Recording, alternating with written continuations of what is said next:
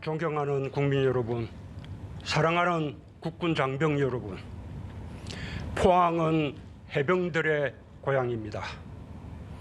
1950년 7월 유엔군 최초의 상륙작전이 펼쳐진 곳이자 해병이라면 누구나 거쳐가는 해병대 교육훈련단이 영일만에 있습니다. 사상 최초로 이곳 포항 영일만에서 해병대와 함께 국군의 날 기념식을 갖게 되었습니다. 진짜 사나이들만이 할 수 있는 가장 용맹한 상륙부대, 초대 해병대원들의 꿈이 담겨 있는 마라도 하면서 우리 군의 발전을 기념하게 되어 매우 뜻깊습니다. 오늘 한국전쟁 참전용사인 해병대 1기 이봉식 님이 국교에 대한 명세문을 낭독하고 우리에게 살아있는 애국의 역사를 보여주셨습니다. 이승만 대통령으로부터 무적 해병의 친필을 직접 받으셨던 이봉식 님께 존경의 인사를 드리며 대한민국의 정의와 자유를 지키는 최선봉에서 기꺼이 젊음을 바친 모든 해병대원들의 노고를 지하합니다. 호국연령과 참전유공자들의 헌신, 유엔군 참전용사와 한미동맹의 강력한 연대가 있었기에 오늘의 대한민국이 있습니다. 평화를 만들고 지키기 위해 애써주신 모든 분들께 진심으로 경의를 표합니다. 국민 여러분, 해병용사 여러분, 우리 해병대에는 혁혁한 공로와 용맹한 만큼 자랑스러운 이름들을 갖고 있습니다. 1950년 8월 통영 상륙작전으로 귀신 잡는 해병이 되었습니다. 창설된 지 1년 만에 성공시킨 한국군 최초의 단독 상륙작전이었습니다. 무적 해병이라는 이름은 양구 도솔산지구 전투 승리로 얻은 명예로운 칭호입니다. 지금도 서북단 서해 5도에서 최남단 제주도까지 그리고 한반도를 넘어 유엔 평화유지군으로 우리 국민이 있는 곳이라면 반드시 해병대가 있습니다. 이제 해병대는 48년 만에 다시 날개를 달게 됩니다. 올해 12월 항공단이 창설되면 우리 해병은 드디어 입체적인 공격 능력과 기동력을 갖추게 됩니다. 어떤 상황에서도 최고의 능력으로 대처하며 어디서나 완벽하게 임무를 수행하게 될 것입니다. 해병대 항공단 창설을 준비하는 과정에서 2018년 7월 순직한 고 김정일 대령, 고 노동환 중령, 고 김진화 상사, 고 김세영 중사, 고 박재우 병장의 영면을 기원합니다. 해병의 용맹과 자부심은 전우회와 희생으로 이뤄낸 값진 승리입니다. 무적 해병의 신화를 만들어 온 해병 영웅들의 헌신을 대한민국의 이름으로 기억하겠습니다. 국민 여러분, 지난 8월 우리 군은 아프간에서 미라클 작전을 펼쳐 아프간인 특별기여자를 신속하고 안전하게 구출했습니다. 철저한 보안 속에서 외교부와 국정원 등 정부기관들과 함께 면밀한 작전 계획을 세웠고 어린아이들을 위해 젖병과 분유까지 준비했습니다. 한 명이라도 더 데려오기 위해 의료진이나 경호요원, 승무원 등 작전 요원들은 비행시간 내내 탑승자들을 보호하며 서 있었습니다. 아프간에서 다른 나라의 대사관과 군의 활동을 지켜보았던 공수비행대대 편대장은 이렇게 말했습니다. 대한민국은 생각보다 많이 강해졌고 오늘도 강해지고 있는 중이라고 느꼈습니다. 해보지 않았고 성공을 장담할 수 없었던 작전이었지만 대한민국은 단 한 명의 희생자 없이 강한 저력을 보여주었습니다. 우리의 국방력은 어느 날 갑자기 기적처럼 솟아오른 것이 아닙니다. 우리의 땅과 바다, 하늘을 우리의 힘으로 지키겠다는 국민과 장병들의 의지로 이루어낸 것입니다. 평화의 한반도를 만들어내겠다는 우리 군의 헌신이 오늘 우리 국방력을 세계 6위까지 올려놓았습니다. 우리 정부는 출범 후 지금까지 국방개혁 2.0을 흔들림 없이 추진해 왔습니다. 최첨단 국방과학기술을 무기체계에 적용하고 민간 산업의 발전에도 기여하고 있습니다. 또한 굳건한 한미동맹을 바탕으로 40년간 유지되어 온 미사일 지침을 완전 폐지하여 훨씬 강력한 미사일을 개발하며 실전 배치하고 있습니다.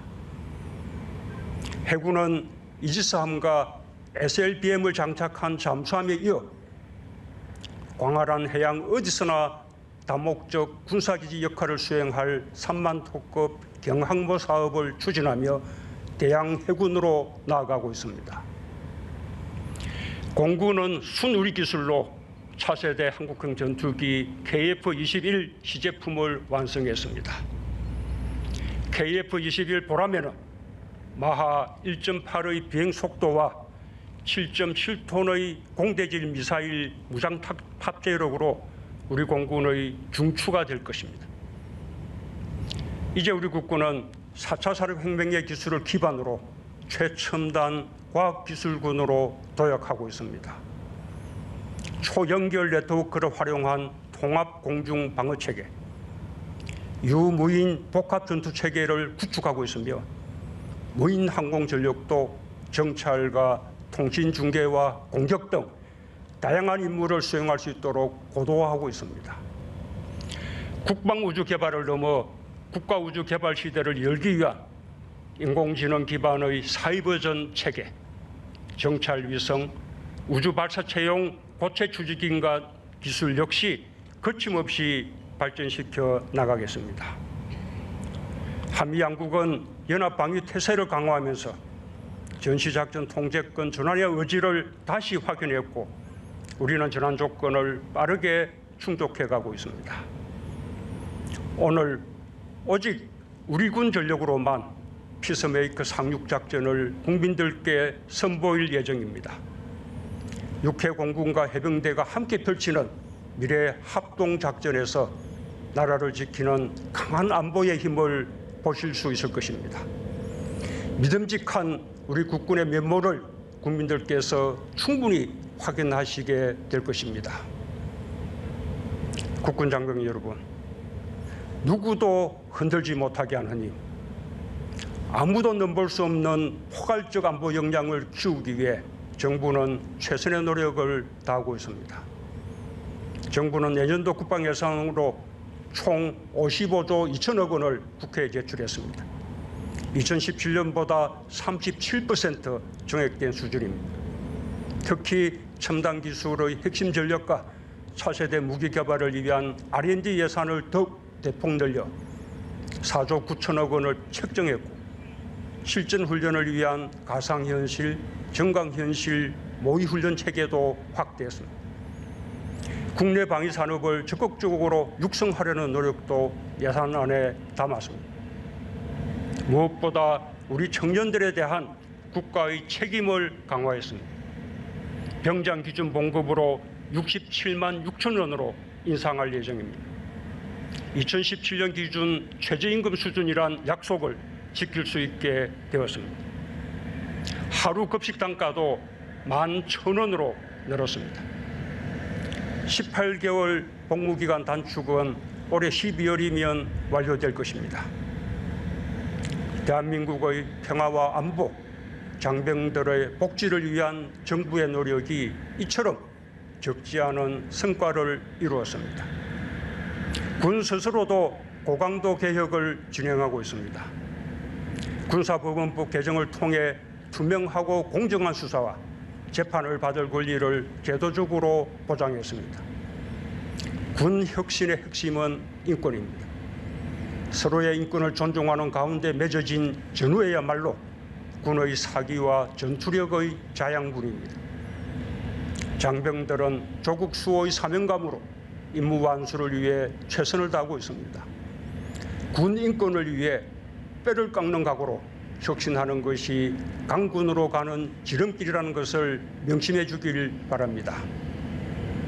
존경하는 국민 여러분, 사랑하는 국군 장병 여러분, 지난 8월 대한독립군 총사령관 홍범도 장군의 귀향이 이루어졌습니다. 지난주에는 장진호 전투 영웅 고 김석주 일병과 고 정환조 일병을 포함한 68분의 용사를 고향 땅에 모셨습니다. 영웅들이 꿈꾸던 나라는 평화와 번영으로 넘실대는 나라일 것입니다. 우리는 이 순간에도 세계와 손잡고 영웅들이 꿈꾸던 나라를 향해 전진하고 있습니다. 올해는 대한민국이 유엔에 가입한 지 30주년이 되는 뜻깊은 해입니다. 우리는 유엔과 함께 자유와 평화를 지켰고 이제는 유엔의 일원으로 국제사회의 책임을 다하고 있습니다. 우리는 유엔 가입 2년 만인 1993년 유엔 평화유지군으로 처음 소말리아에 공병대대를 파견했습니다. 지금은 레바논의 동명부대, 소말리아 해역의 청해부대, 아랍에미리트의 아크 부대와 남수단 한빛 부대가 세계에서 활약하고 있습니다. 오늘 19개 파병 부대의 깃발이 고공 강화와 함께 포항의 하늘에 자랑스럽게 풀려졌습니다. 묵묵하게 소임을 다하고 있는 파병 장병과 가족들께 위로와 격려 인사를 전합니다. 나는 우리 군을 신뢰합니다. 나는 우리의 든든한 안보 태세에 자부심을 갖고 있습니다. 이러한 신뢰와 자부심을 바탕으로 나는 한반도 종전선언과 화해와 협력의 새로운 시대를 국제사회에 제안했습니다. 국군 최고 통수권자의 첫 번째이자 가장 큰 책무는 한반도의 항구적 평화를 만들고 지키는 것입니다. 이는 곧 우리 군의 사명이기도 합니다. 국민의 생명과 안전을 위협하는 그 어떤 행위에 대해서도 정부와 군은 단호히 대응할 것입니다. 국민들께서도 더 큰 신뢰와 사랑으로 넘넘한 우리 장병들을 응원해 주시기를 바랍니다. 반드시 우리 군과 함께 완전한 평화를 만들어내겠습니다. 감사합니다.